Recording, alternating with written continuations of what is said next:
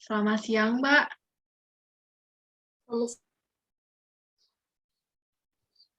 Bagaimana, Mbak, kabarnya hari ini? Alhamdulillah, kabar saya baik, Bu. Alhamdulillah, kabarnya baik ya, Mbak ya. Mbaknya sudah duduk dengan nyaman, Mbak? Sudah, Bu.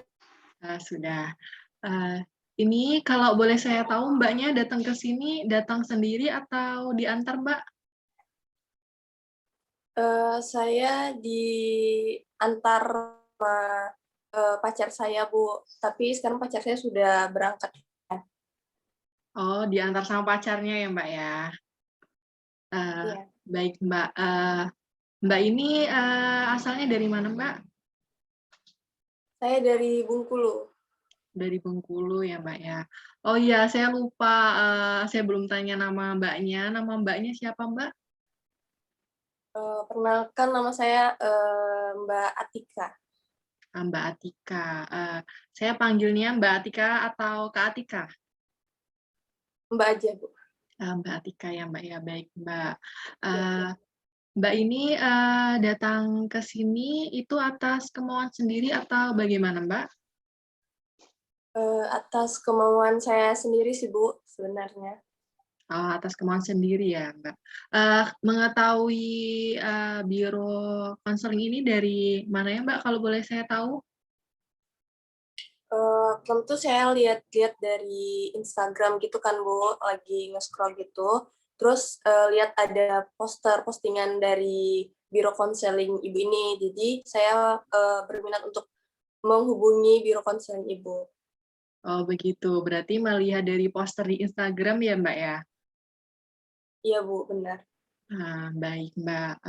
Untuk saat ini kesibukan Mbak Atika apa ya, Mbak?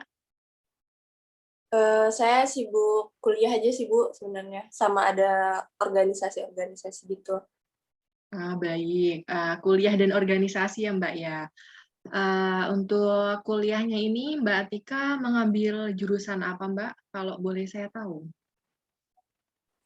Saya mengambil jurusan farmasi, Bu. Mengambil jurusan farmasi ya, Mbak ya. Bagus ya, Mbak ya, jurusannya ya, Mbak ya. Di universitas mana, Mbak, kalau boleh saya tahu? Saya di Universitas Padang. Di Universitas Padang ya, Mbak ya. Mbaknya berarti merantau ya, Mbak ya. Iya, iya, Bu, benar sekali. Rantau. Kalau untuk saat ini Mbaknya posisinya di Padang atau di Bengkulu, Mbak? Ini saya kebetulan sedang pulang kampung ya, Bu, ke Bengkulu. Soalnya kan masih daring gitu, Bu. Masih bisa tetap muka. Oh begitu ya, Mbak. Berarti proses perkuliahannya sekarang masih daring begitu ya, Mbak ya. Iya, benar Kalau sekali, Bu. iya, Mbak. Kalau perkuliahan dari ini Mbak Atika sudah jalani berapa lama, Mbak? Udah kurang lebih setahun sih, Bu. Oh, berarti sudah lama juga ya, Mbak ya, di rumah ya, Mbak ya. Iya, Bu, Mbak, benar. betul ya, Mbak ya. Mbak Atika sendiri kalau Mbak Atika sendiri merasa nyaman di perkuliahan daring atau tatap muka, Mbak? Sebenarnya tatap muka sih, Bu. Tapi di daringnya juga ada juga sukanya gitu, Bu. Gitu ya, Mbak ya. Berarti ada plus minusnya ya, Mbak ya, antara kuliah daring dan kuliah offline begitu ya, Mbak ya. Iya, Bu, Baik, benar sekali. baik Mbak Atika. Mbak Atika ini datang ke sini berarti ada sesuatu yang sedikit menjadi ganjalan untuk diri Mbak Atika begitu ya, Mbak? Iya, benar sekali, Bu. Makanya saya itu menghubungi Ibu karena saya itu ada beberapa problem gitu, Bu, sama jadi bersangkutan dengan aktivitas saya gitu, Bu. Oh, begitu ya, Mbak Atika. Baik.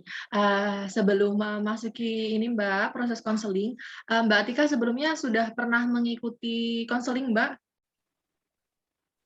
Belum pernah sih, Bu. Baru pertama kali ini. Oh gitu ya Mbak, baru pertama kali ya Mbak ya mengikuti proses konseling. Jadi saya akan menjelaskan terlebih dahulu ya Mbak ya proses konseling itu seperti apa karena Mbak Atika baru pertama kali ya Mbak ya mengikuti proses konseling ini ya Mbak ya. Nanti di dalam proses konseling ini Mbak Atika tidak perlu takut ya Mbak ya, tidak perlu khawatir, tidak perlu ragu, tidak perlu merasa sungkan atau bagaimana dalam menceritakan ganjalan-ganjalan yang ada di dalam diri Mbak Atika tersebut ya Mbak ya. Mbak Atika bisa anggap saya sebagai teman atau sebagai saudara, sebagai sahabat bisa, biar memudahkan Mbak Atika untuk menceritakan ganjalan-ganjalan tersebut ya Kak ya Mbak ya. Jadi nanti di dalam proses konseling itu ya Mbak ya, semua kerahasiaannya akan terjamin, jadi Mbak Atika tidak perlu khawatir ya Mbak ya. Saya ulangi, Mbak Atika tidak perlu khawatir dalam menceritakan hal-hal tersebut, karena saya akan menjamin kerahasiaannya, jadi Mbak Atika tidak perlu takut ya Mbak ya. Ya Bu, baik. Terima kasih ya Bu. Saat ini sudah bisa memahami Mbak? Sudah Bu, sudah paham. Baik, baik Mbak Atika. Jadi nanti saya lanjutkan ya Mbak ya. Di dalam proses konseling ini ada dalam beberapa kali pertemuan ya Mbak ya. Jadi tidak hanya satu kali pertemuan saja begitu. Nanti bisa 5, bisa 6 kali, 10 kali, nanti tergantung melihat kondisi Mbak Atika seperti apa begitu ya Mbak ya. Nah, dalam pertemuan yang pertama ini ya Mbak ya, nanti kita akan menjalannya selama kurang lebih mungkin 40 menit atau lebih begitu ya Mbak ya. Jadi sebisa mungkin Mbak Tika dipastikan merasa nyaman ya Mbak ya. Begitu ya Mbak. Bisa dimengerti Mbak Tika? Sudah Bu, sudah paham. Ya, baik Mbak Tika. Oke Mbak Tika. Sebelumnya saya ingin memperkenalkan diri terlebih dahulu ya Mbak ya. Perkenalkan, nama saya Arin Tias. Saya lulusan dari S2 Profesi Psikologi Universitas Gadjah Mada, Yogyakarta ya Mbak ya. Saya saat ini, seperti yang Mbak ketahui, saya bekerja di konseling ini sebagai seorang psikolog klinis ya Mbak ya. Dan saya sudah juga diakui gitu ya Mbak ya, sebagai seorang psikolog oleh HIMSI ya Mbak. Saya juga sudah mempunyai sertifikat dan saya sudah mengikuti berbagai pelatihan-pelatihan konseling tersebut ya Mbak ya. Bisa dimengerti Mbak Atika. Mbak Atika nanti bisa panggil saya dengan Bu Arin, Bu Tias, bisa terserah Mbak Atika, senyamannya Mbak Atika ya Mbak ya. Baik Mbak, sebelumnya bisa Mbak ceritakan ada ganjalan-ganjalan apa yang mempengaruhi diri Mbak Atika sehingga Mbak Atika datang ke sini untuk melakukan proses konseling Mbak? Begini Bu, saya tuh sebenarnya tuh bingung sih Bu. Begitu, ya bingung. Kenapa Mbak? Jadi saya itu susah dalam membagi waktu antara perkuliahan, organisasi, sama pacar, Bu. Begitu Mbak. Mbak Tika jadi merasa kesulitan dalam membagi waktu di 3 aktivitas tersebut ya Mbak ya? Iya, Bu, Dalam benar. membagi waktu di kuliah online-nya atau kuliah daring, di kegiatan berpacaran dan berorganisasi, begitu ya Mbak ya? Iya, Bu, benar sekali. Kesulitan-kesulitan seperti apa yang Mbak Atika rasakan dalam ketiga aktivitas tersebut, Mbak? Jadi begini, Bu, misalkan saja saya mau mengerjakan tugas perkuliahan kan, Bu, Iya, Mbak. untuk dikumpulkan buat besok. Iya. Tapi pada waktu itu juga saya tuh ada panggilan rapat gitu, Bu. Oh Nah, iya. dan mau tidak mau saya itu harus mengikuti rapat karena tidak enakan juga dengan teman-teman organisasi lainnya kalau saya tidak ikut rapat. Baik. Dan bisa jadi juga tugas saya itu terbengkalai, Bu. Begitu. Berarti Mbak Atika ini terkadang ketika sedang ingin mengerjakan tugas perkuliahan, tiba-tiba ada panggilan untuk melakukan rapat begitu ya Mbak ya? Rapat Iya, organisasinya itu dilakukan secara offline atau secara online Mbak? itu ada offline, kadang juga ada online-nya gitu, Bu. Ada terjun langsung ke lapangan gitu. Begitu, sehingga proses tersebut mempengaruhi Mbak Tika dalam melaksanakan aktivitas perkuliahan begitu ya Mbak ya? Iya, benar Baik. sekali. Mbak Atika, kalau dalam posisi tersebut, Mbak Atika menentukannya lebih memilih mengerjakan tugas tersebut atau malah mengikuti rapat, Mbak, ketika Mbak Atika ada di posisi tersebut? Saya tuh sebenarnya bingung juga ya, Bu. Tapi waktu itu saya juga biasanya sih kebanyakan saya tuh lebih milih rapat dulu ya, Bu, karena itu kan kayak saya juga termasuk peran yang penting di dalam organisasi tersebut. Nah, dan ya akhirnya ya tugas-tugas saya jadi terbengkalai gitu, Bu. Oh, begitu ya, Mbak. Kalau boleh saya tahu, posisi Mbak Atika di dalam organisasi tersebut sebagai apa, Mbak? Saya menjadi sekretarisnya, Bu. Oh, menjadi sekretaris ya, Mbak, ya? Berarti menjadi Ya. BPH-nya ya, Mbak, ya? Iya, Eh, Bu, benar sekali. itu organisasinya organisasi apa ya, Mbak, kalau boleh saya tahu? Organisasi tentang ini sih, Bu, kayak drama gitu, drama-drama musikal gitu. Oh, begitu ya. Saya mengikuti drama musikal ya. Drama musikal ya, Mbak, ya.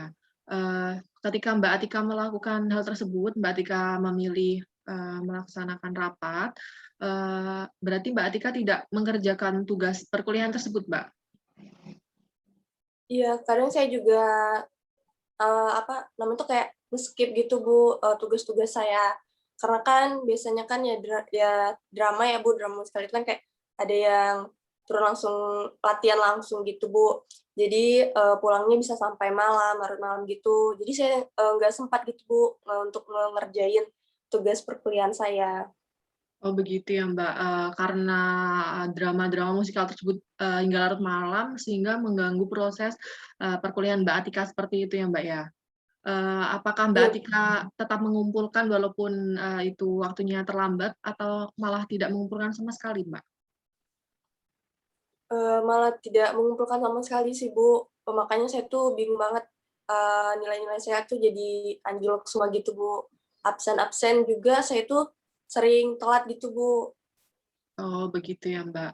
Eh, apakah ini, Mbak, dari orang tua Mbak Atika mengetahui akan permasalahan ini, Mbak, yang Mbak Sebenarnya Atika enggak sih, Bu. rasakan? Enggak sih, Bu. Karena sih saya juga takut ya, Bu, namanya orang tua kan Iya. pasti ada itunya gitu loh, Bu. Iya, khawatir Omel gitu kan ya, Mbak, ya, nanti malah bagaimana tersebut ya, Mbak, ya. Berarti ya, Mbak Atika bener, Bu. ini pendam sendiri gitu ya, Mbak? Iya, Bu. Makanya saya itu kan, eee, kok tambah lama tuh kok kayak tambah rumit gitu loh, Bu. Jadi makanya tuh, daripada saya pendam sendiri, nggak tahu mau cerita sama siapa, makanya saya menghubungi biro Ibu. Oh, begitu ya, Mbak, ya. Ketika Mbak Atika di dalam posisi tersebut, Mbak, ada perasaan apa yang Mbak Atika rasakan, Mbak? Saya takut sih, Bu, jujur sebenarnya. Takut dengan nilai-nilai perkuliahan saya gitu, Bu. Karena kan saya udah semester akhir gitu kan, Bu. Jadi tuh takut aja kayak saya tuh nggak kelar mengerjakan, tentang tugas-tugas akhir saya gitu, Bu. Oh, begitu ya, Mbak. Berarti muncul perasaan takut gitu ya, Mbak, ketika Mbak Atika di dalam posisi tersebut. Benar begitu, Mbak? Benar, Bu. Dan saya juga sering kali merasa cemas gitu, Bu. Berarti selain merasa takut, Mbak Atika juga merasa cemas begitu, begitu, Mbak? Iya, benar, Bu. Kalau dari hal tersebut, apakah ada faktor lain, Mbak, yang mengganggu perkuliahan Mbak Atika sendiri, selain mengikuti organisasi tersebut? Ada sih, Bu, begitu juga misalnya tuh kalau saya sedang rapat, Bu. Nah, Iya, saya Mbak. tuh ditelepon pacar saya terus, Bu. Nah, Iya, karena, kan pacar saya juga anak rantau ya, Bu, kuliah di luar juga. iya, Terus Mbak. karena daring ini kan dia akhirnya pulang kampung juga. Nah, jadi akhirnya tuh kayak kita tuh sering banget ketemu gitu, Bu. Terus saya harus tuh menemanin dia jalan-jalan, nemenin nonton kayak gitu, Bu. Jadi saya tuh bingung kalau mau menurutin gitu loh, Bu. Tetapi waktu itu saya tuh sedang rapat gitu, Bu. Oh, begitu. Eh, Mmm, Mbak Atika dalam waktu tersebut, ketika mengalami hal tersebut, Mbak Atika bagaimana mengatakan kepada pacar Mbak Atika? Apakah Mbak Atika tetap menemani dia jalan atau malah meninggalkan rapat tersebut, Mbak? Waktu itu pernah saya bicarakan baik-baik kan, Bu. Saya beritahu kalau saya itu sedang rapat. Nah, tetapi itu pacar saya itu malah marah sama saya gitu loh, Bu. Kayak marah-marah gitu. Buat dia itu nyuruh saya untuk ninggalin rapat tersebut, Bu. Jadi saya tuh bingung, Bu, di posisi itu waktu itu. Dan akhirnya saya memutuskan untuk meninggalkan rapat tersebut. Oh, begitu. Berarti Mbak Atika lebih memilih pacar Mbak Atika begitu ya, Mbak, ketimbang rapat tersebut. Iya, Bu, Uh, sebenarnya. Baik, Mbak. Saya juga pernah ya, Mbak ya, di dalam posisi tersebut.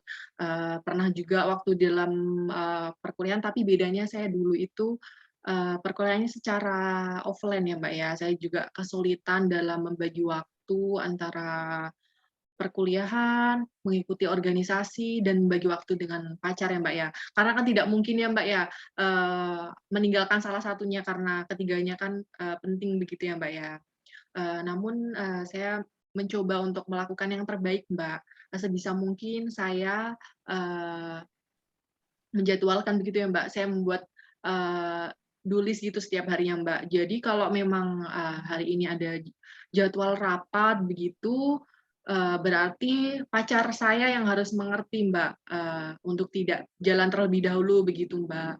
Dan kalau untuk antara tugas perkuliahan dan rapat tersebut ya, Mbak ya, saya menyiasatinya begini, Mbak. Kalau misalnya besok ada rapat, berarti sebelum rapat tersebut saya harus sudah menyelesaikan tugas tersebut. Ya tidak apa-apa tidak tidur begitu ya, Mbak ya. Ya namanya konsekuensi.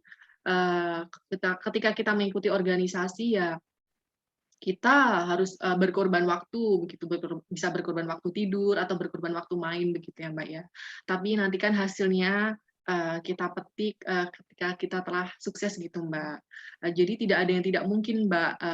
Sebenarnya bagaimana Mbak Atika dalam membagi waktunya begitu, Mbak.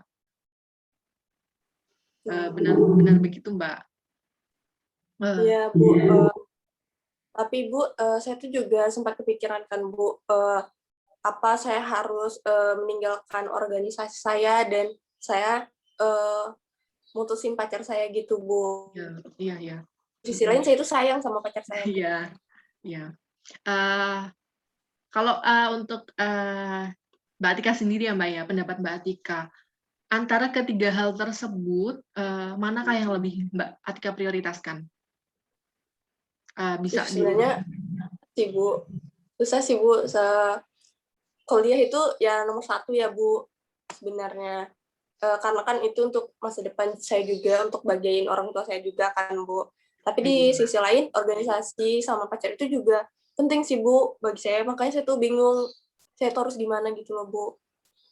begitu. Berarti Mbak Atika merasa bingung begitu ya, Mbak, harus melakukan hal seperti apa begitu ya, Mbak ya, ketika ada di dalam posisi tersebut. Tapi Iya, Bu. untuk saat ini ya, Mbak ya, dalam aktivitas ini Mbak Atika membagi waktunya bagaimana, Mbak? Dalam Eh, posisi tersebut. saya masih ini sih, Bu, masih susah sih, Bu, dalam bagi waktu. Masih berantakan gitu, Bu, dalam manajemen waktu saya. Ya seperti yang tadi, Bu, karena eh, organisasi itu kan pasti aja kadang tuh ada panggilan mendadak gitu, Bu, yang harus pergi gitu. Sedangkan juga ada perkuliahan juga. Dan karena dari gini kan kuliah itu kadang nggak sesuai sama jadwalnya, Bu. Nah, jadi mendadak-mendadak juga, Bu. Makanya saya tuh kayak kegelabakan gitu loh, Bu, ibaratnya dalam membagi waktunya. Dan juga pacar saya ini tuh karena sedang sama-sama pulang kampung, jadi tuh maunya ketemuan terus gitu loh, Bu. Begitu. Mbak Atika kebingungan begitu ya, Mbak, dalam bagi waktu, dan Mbak Atika mempunyai pikiran untuk berhenti dari organisasi dan putus dengan pacar Mbak Atika begitu ya, Mbak. Tapi tadi Mbak Iya, Atika mengatakan bahwa Mbak Atika masih sayang dengan pacarnya, dan organisasi tersebut juga penting untuk Mbak Atika. Begitu, Mbak? Iya sih Bu, Betul. makanya saya tuh bingung sih Bu sebenarnya. Oh, begitu. Jadi Mbak Atika sekarang bingung gitu ya, Mbak ya. Kalau untuk langkah ke depannya, kira-kira Mbak Atika akan melakukan hal seperti apa, Mbak? Mungkin saya lebih memprioritaskan kuliah dulu ya Bu, karena kan eh, apa ya, kuliah itu kan kayak nomor satu gitu kan Bu. Dan kalau misalnya tugas kuliah, mungkin saya lebih mengerjakan seperti yang Ibu bilang tadi. Mm-mm. Jadi kita mengerjain tugas kuliah dulu, atau misalnya kalau ada suatu organisasi, ada rapat, ya mau nggak mau sepulang dari situ, kalau tugasnya belum selesai ya harus dikerjakan, karena itu tadi kan merupakan tanggung jawab kita sebagai mahasiswa ya Bu, dan begitu. Terus untuk sama pacar sih mungkin saya lebih bisa apa ya, nasihatin gitu loh Bu, Beritahu gitu ya, Mbak. apa ya, memberi tahu gitu loh Bu. Beri pengertian begitu ya, Mbak ya, Ya itu Bu maksudnya. kepada pacarnya begitu ya, Mbak ya. Baik, Mbak Atika, apakah masih ada yang ingin Mbak Atika ceritakan? Eh, Sampai sana aja sih Bu dulu. Soalnya saya cuma ya kebingungan antara tiga itu loh Bu. Kayak benar-benar saya tuh takut banget gitu loh Bu, nilai kuliah saya jadi anjlok gitu loh Bu. Takut nggak kelar gitu. Oh, begitu. Lumayan turun banyak atau bagaimana, Mbak, nilai Mbak Atika tersebut selama 1 tahun daring ini, Mbak? Lumayan turun sih Bu, dari jauh sih dari selama tatap muka waktu itu. Kayak benar-benar turun, tugas-tugas tuh banyak yang kosong, absen juga telat, jadi kan kayak nggak kehitung juga absennya gitu Bu. Begitu ya, Mbak. Banyak yang kosong malah tugasnya, Mbak ya. Biasanya Iya, malah mahasiswa selama perkuliahan online ini malah nilainya bagus-bagus loh, Mbak. Karena banyak jawabannya di internet, bisa mencontek di internet, tidak perlu datang ke kelas. Mungkin Mbak Atika ini kurang bisa dalam manajemen waktunya begitu, Mbak. iya Bu, benar Eh, sekali Bu. Ya, benar, Mbak. Oke, baik, Mbak. Sudah cukup, Mbak. Ceritanya apa ada yang mau dilanjut lagi? Mungkin sampai situ aja sih Bu. Semoga sih ada jalan keluarnya gitu Bu untuk permasalahan saya. Oke, baik, Mbak. Nanti kita lanjutkan di sesi kedua ya, Mbak ya. Baik, nanti saya akan menghubungi Mbak Atika untuk mengatur jadwal jadwal kembali di pertemuan kedua kita. Kira-kira akan dilaksanakan kapan begitu ya, Mbak ya. Eh, Untuk hari ini kita cukup ya, Mbak ya, dalam melakukan proses konseling. Bisa ingat kembali ya, Mbak ya, Mbak Tika tidak perlu khawatir terhadap proses konseling ini, karena saya akan menjamin semua kerahasiaan yang ada di proses konseling ini ya, Mbak ya. Bisa dimengerti, Mbak? Sudah mengerti Bu. Baik, Mbak. Sebelumnya saya mengucapkan terima kasih sekali ya, Mbak ya, karena Mbak sudah menyempatkan waktunya, sudah mempercayai kepada Biro Psikologi ini untuk melakukan proses konseling di sini, begitu ya, Mbak ya. Baik, Mbak. Proses konselingnya sudah selesai. Mbak Atika bisa pulang nanti kira-kira dijemput atau pulang sendiri, Mbak? Biasanya nanti dijemput sama pacar saya sih Bu. Begitu. Kalau memang pacarnya belum jemput, Mbak Tika bisa tunggu dulu di kantor kami hingga pacarnya datang begitu ya, Mbak ya. Nanti kita lanjut di konseling berikutnya begitu, Mbak. Terima kasih, Mbak Baik, Atika. terima kasih banyak Bu. Ya, Assalamualaikum. Waalaikumsalam.